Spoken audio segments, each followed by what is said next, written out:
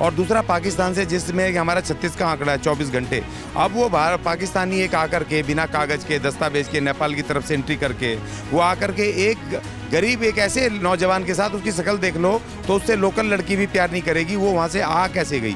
उनको खतरा है, बहुत भारी खतरा है। तो भारत को तोड़ने की हर हालत में कोशिश करेगा कि इमीडिएट वापस एक आदमी के प्यार के चक्कर में पूरे देश को बर्बाद से होने से बचाना चाहिए। तो योगी जी उत्तर प्रदेश के, जो कि जिनको कि हिंदू हृदय सम्राट समझा जाता है, उनके रहते हुए ये आखिर ये महिला यहाँ पर रुकी कैसे?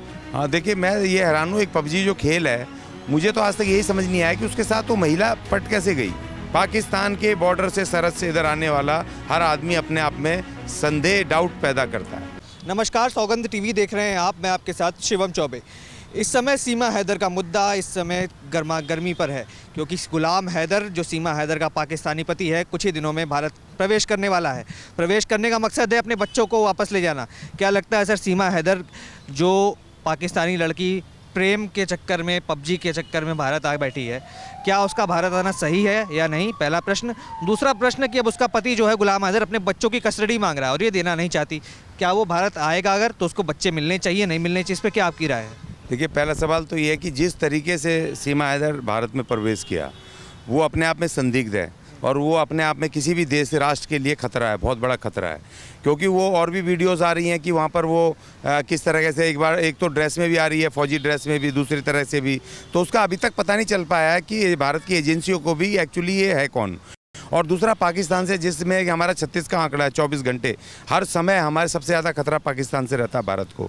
अब वो पाकिस्तानी एक आकर के बिना कागज़ के, दस्तावेज के, नेपाल की तरफ से एंट्री करके वो आकर के एक गरीब एक ऐसे नौजवान के साथ, उसकी शक्ल देख लो तो उससे लोकल लड़की भी प्यार नहीं करेगी। वो वहाँ से आ कैसे गई?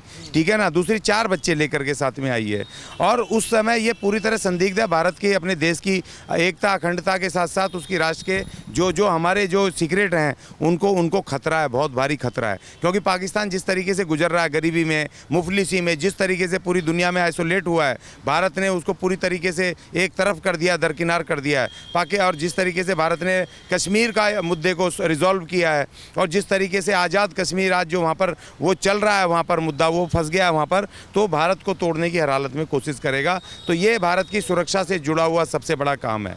और दूसरी बात ये कि इसको तुरंत वापस भेजना चाहिए। मेरी व्यक्तिगत राय ये है कि इमीडिएट वापस एक आदमी के प्यार के चक्कर में पूरे देश को बर्बाद से होने से बचाना चाहिए। दूसरी बात ये कि 4 बच्चे साथ में लेकर के आई है और जब उसका पति जब क्लेम कर रहा है, भारत सरकार को उसको लाना चाहिए और बच्चों के साथ पत्नी को भी वापस भेजना चाहिए, क्योंकि इलीगल तरीके से वो यहाँ पर रह रही है, गैरकानूनी तरीके से। और इस्लाम के भी उसमें ये गैरकानूनी तरीके से एक पति होते हुए, शौहर होते हुए भी आप बिना तलाक लिए और अपने दूसरे किसी उसके साथ आप शादी नहीं कर सकती है। आप धर्म के हिसाब से भी गलत हैं, आप कानून के हिसाब से भी गलत हैं और हमारे देश राष्ट्र के हिसाब से, सुरक्षा के हिसाब से तो गलत है ही है। यानी साहब, आप भी वकील हैं, एक वकील और हैं एपी सिंह साहब, जो कि सीमा हैदर का भी केस लड़ रहे हैं।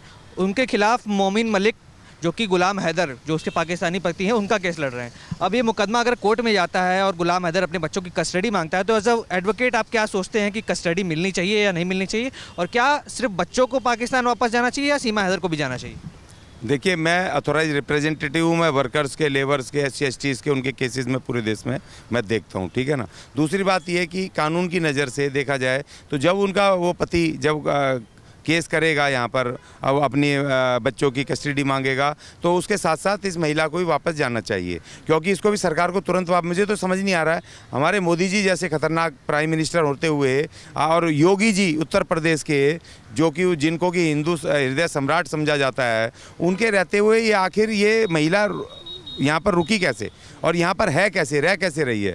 क्योंकि इसको तुरंत वापस पाकिस्तान इसको डिपोर्ट कर देना चाहिए था और जिस तरीके से आई थी और उसको वापस भेज देना चाहिए था। तो ये अभी कानून के हिसाब से इसको तुरंत, इसको महिला को भेजना चाहिए, पाकिस्तान के हैंडओवर करना चाहिए और उन बच्चों को तो उसके पति को देना ही चाहिए, वो उसका हक है। क्योंकि ये महिला गैर कानूनी तरीके से, अवैध तरीके से आता है, अनैतिक तरीके से इसने एक दूसरे गैर कंट्री के मर्द से, अपनी गैर बिरादरी के, गैर धार्मिक व्यक्ति के साथ इसने एक खेल के हिसाब से इसने वो इश्क वगैरह करके ये आई है। तो ये चौतरफा ये अनैतिक रूप से आई है, गैर कानूनी तरीके से आई है। इसको तुरंत वापस जाना चाहिए और उसको, गुलाम हैदर को उसका हक मिलना चाहिए। अच्छा, कुछ लोग हमारे देश में ही बैठे बैठे बोलते हैं भाभी तो बड़ी प्यारी है, इनको यही रहने देना चाहिए, उनको क्या कहेंगे?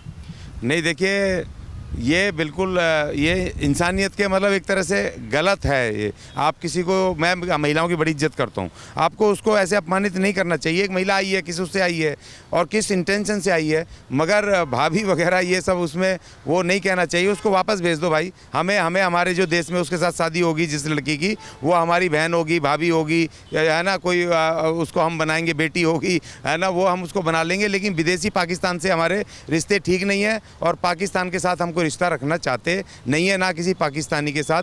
जो पाकिस्तानी सरकारी रूप से सरकार के हिसाब से नागरिकता रह करके या वीज़ा लेकर के आए, उसके अलावा हम किसी पाकिस्तानी से रिश्ता रखना नहीं चाहते। यहाँ तक हम क्रिकेटरों से नहीं रखना चाहते। जब भारत पाकिस्तान का मैच होता है तो कितनी टेंशन हो जाती है ना। तो हमें पाकिस्तान के साथ किसी तरह का रिश्ता रखना नहीं है, ना उनके साथ रखना है, जब तक कि पाकिस्तान हमारे साथ एक अच्छे उसकी पड़ोसी की तरह बिहेव ना करे, जब तक ये हमारे साथ एक अच्छे संबंध ना बनाए, व्यापारिक संबंध ना बनाए, शांति को स्थापित ना करे, और जब तक हमारा आज़ाद कश्मीर हमें लौटाए नहीं, तब तक हमें पाकिस्तान और उनके साथ कोई भी किसी भी तरह का रिश्ता रखना नहीं है। अच्छा, एक आखिरी सवाल है, क्या आपको व्यक्तिगत रूप पे लगता है कि जो सचिन मीणा है और जो सीमा हैदर है, क्या सच में प्रेम है कि सीमा हैदर ने किसी तरीके से हनी ट्रैप करके फंसाया है? क्योंकि सचिन को कई लोग बताते हैं कि सीमा के लायक ही नहीं, किस तरीके का है, कहाँ से आया है, कैसा है, घर भी नहीं चल पाता होगा, अब तो सीमा के वजह से किस तरीके से चल रहा है।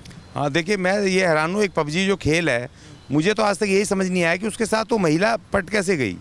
वो खेल खेलते हुए वो दिखाई तो देता नहीं है कोई चेहरा वहाँ पे जो खेलते रहते हैं। वो पबजी को मैंने भी बहुत कोशिश की, हो सकता है कोई इंग्लैंड अमेरिका से कोई और किसी नौजवान के साथ कोई वो आ जाए, लेकिन ऐसा कुछ समझ में नहीं आया कि ये वाकई हनी ट्रैप है और ये इस तरह से है। और वो भी उत्तर प्रदेश का वो इलाका, दिल्ली एनसीआर का, जो दिल्ली और एनसीआर के साथ जो राजधानी है देश की, और जो नोएडा है, जो वहाँ का दिल्ली का वो उसका उत्तर प्रदेश और दिल्ली का मुख्य एक इंडस्ट्रियल क्षेत्र है, जहाँ पर कि बहुत सारी हमारी सिक्रेसी रहती है। हमारा फौज का भी बहुत सारा गोल्फ कोर्स वगैरह पूरा आर्मी का और उसका सब है, तो हमारी सारी सीक्रेट चीज़ें यहीं आसपास हैं। तो ये ज़रूर हनी ट्रैप है और वो कहीं से भी कहीं ऐसा नहीं लगता है। जब उसके साथ कोई लोकल लड़की नहीं पटी और पाकिस्तानी इतनी खूबसूरत लड़की पट कैसे गई, वो 4 बच्चे गिफ्ट में लेकर के आ गई दहेज में, तो वो कहीं ना कहीं डाउट फैलाता है। और सबसे बड़ा तो डाउट है पाकिस्तान का नाम।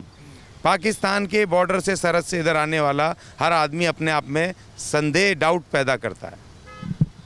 तो आपने सुना किस तरीके से अशोक अज्ञानी जी ने पूरी तरीके से इस मुद्दे को समझाया कि पाकिस्तान से आई 4 बच्चों की मां कहीं ना कहीं देश को खतरा भी साबित कर सकती है।